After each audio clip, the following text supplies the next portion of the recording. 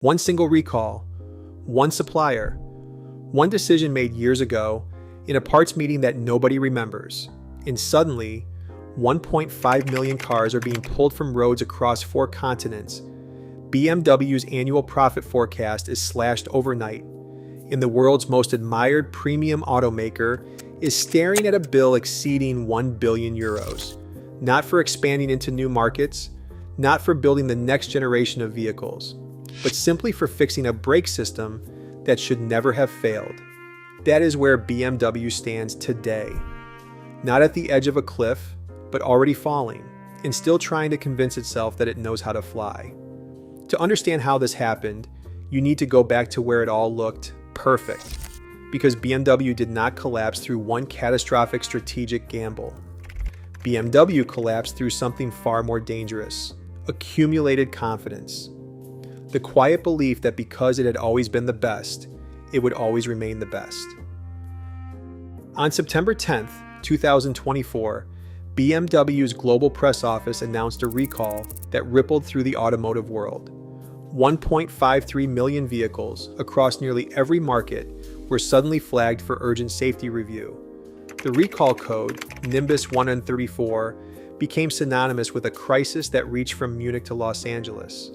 The affected list was exhaustive: 5 Series, 7 Series, every X model, the XM, the new i5 and i7 electrics, Mini Cooper and Countryman, and the Rolls-Royce Spectre.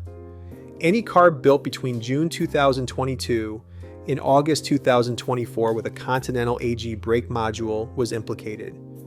At BMW's Leipzig and Munich factories, production lines stopped without warning.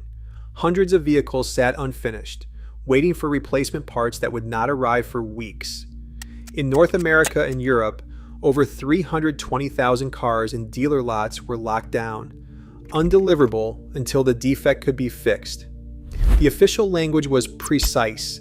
A faulty weld in the servo motor inside the electronic brake control unit could cause sudden loss of brake assist, forcing cars into a degraded mode and increasing stopping distances beyond legal limits. BMW's quality and safety teams, usually working quietly behind the scenes, found themselves at the center of a global emergency. Nearly 1.2 million cars already in customers' hands now required urgent attention. Service centers faced a flood of appointments and warranty claims. The company's carefully orchestrated production rhythm was broken overnight, and the core promise of BMW, safety, reliability, control, was suddenly under threat. In 2023, BMW stood at the summit of global automotive power. The company reported 155.5 billion euros in revenue, a record that surpassed even the boldest analyst forecasts. Operating profit reached 18.4 billion euros, the highest figure in BMW's history. More than 2.55 million vehicles, BMW, Mini, and Rolls-Royce, were delivered to customers around the world. The group's EBIT margin hovered near 12%, a level that signaled not just profitability, but dominance. Munich's boardroom projected confidence bordering on inevitability. The 2024 margin target was set at 8 to 10%, with plans to match or even outpace the previous year's earnings. The message to investors and employees was clear. BMW's engineering, brand, and scale would continue to set the standard for premium mobility. Yet beneath these numbers, a different reality was taking shape. The relentless pursuit of volume and margin had created new dependencies. The group's success masked growing exposure to external suppliers, longer product cycles, and a changing definition of automotive excellence. The board's annual address spoke of uncompromising quality in leadership and innovation, but the very systems that powered BMW's rise were becoming points of vulnerability. The contrast between outward strength and hidden fragility would soon become impossible to ignore. The question was not how BMW had failed, but how so much apparent strength could coexist with structural risk that would soon erupt into full view. At the heart of the recall lies a single WLD, deep inside the Continental AG integrated brake module. The flaw was not dramatic in appearance, a microscopic crack invisible to the naked eye. forming where the servo motor's copper bus bar met the stator winding. But this tiny fracture, born from a spot weld that failed under repeated thermal and mechanical stress, set off a chain reaction that would paralyze BMW's global operations. Quality control at Continental's Shenyang plant first detected a spike in weld integrity failures in July 2024. The deviation, though still below the 0.1% statistical threshold, hinted at a deeper problem. Continental's engineers flagged it for review, but internal risk models dismissed the trend as non-critical. The latent nature of the defect, cracks that grew only after tens of thousands of kilometers, meant that most modules passed initial inspection, only to fail in real-world use months later. As field data accumulated, BMW's analytics teams in Munich began to spot a pattern. Clusters of brake assist warnings, diagnostic codes pointing to servo motor loss, and a growing number of cars entering safe mode with degraded braking. By October, a cross-functional task force was activated, pulling together reliability engineers, supplier liaisons, and legal counsel. The investigation traced every fault to a single point of failure: the WL'd. The scale of the problem was amplified by a critical contract decision. Since 2021, Continental had served as BMW's sole supplier for the integrated brake module under a volume commitment of 3 million units over 5 years. There was no backup source, no alternative module ready to deploy. When the recall was triggered, every affected BMW, from the 5 Series to the Rolls-Royce Spectre, shared the same vulnerability. The cost of this dependence would soon climb into the billions as BMW scrambled to replace modules, halt deliveries, and restore confidence in a brand built on engineering perfection. China once stood as BMW's most lucrative battleground, a market where German engineering and badge prestige translated into more than 820,000 premium deliveries in the first half of 2024 alone. But as the recall crisis unfolded, the ground shifted under Munich's feet. BMW's China sales plummeted 13% year-on-year in that period, the sharpest drop among European luxury brands. Market share slipped from 12.8% to 11.3% in just 12 months.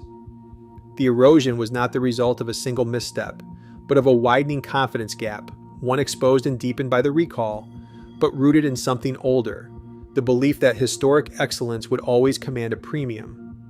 While BMW's assembly line stalled, Chinese rivals surged ahead.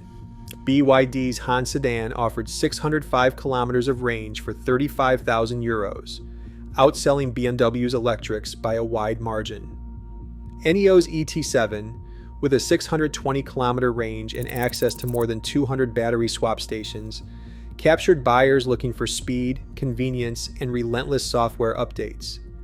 Xiaomi's SU7, launched at 41,000 euros, moved 130,000 units in its first half year, proof that digital integration and rapid iteration now matter more than tradition. The contrast in development cycles told its own story. BMW's typical 4 to 5 year platform timeline, once a symbol of careful engineering, now left it flat-footed. Chinese competitors rolled out new models and major updates every 18 to 24 months, using vertically integrated supply chains and in-house software teams to compress time to market. The result: Chinese brands delivered superior range, lower prices, and fresher technology, qualities BMW could not match at the same pace or cost.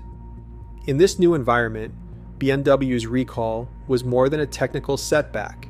It was a catalyst that amplified every underlying weakness, a sudden public test of whether legacy strengths could survive a market now defined by speed, agility, and digital confidence.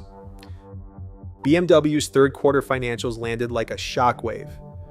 Operating profit collapsed 61% compared to the previous year, dropping to 2.3 billion euros. Revenue slipped to 38.6 billion euros, reflecting postponed deliveries in a market losing faith. To cover the recall and mounting warranty claims, BMW booked a 1 billion euro provision, an unmistakable sign of the crisis's depth.